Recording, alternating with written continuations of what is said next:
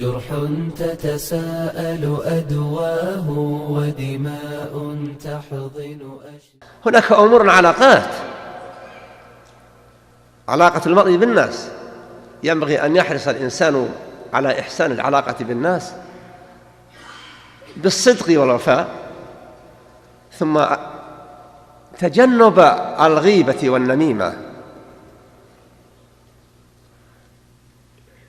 والحرص على أن يحاسب المرء نفسه قبل أن يتكلم بالكلام، فإن الإنسان كثيرا ما يهلك بكلمات اللسان، كما قال النبي صلى الله عليه وسلم لمعاذ وهو يشرح له يذكر له أمر الإسلام إلى أن قال: ألا أدلك على ملاك ذلك كله؟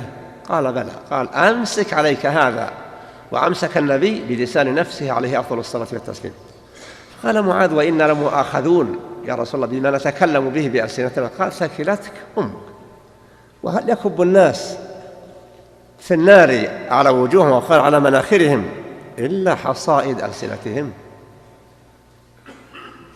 وفي الحديث الآخر يقول عليه السلام، يعني يخاطب المسلمين: من يضمن لي ما بين لحييه اللسان وما بين رجليه الفرج أضمن له الجنة. يعني إذا أدى الفرائض وتقرب النوافل وحفظ لسانه وفرجه، لا يتحرك هذا اللسان بكلام لا يحبه الله ولا يحسن منه المتابعة،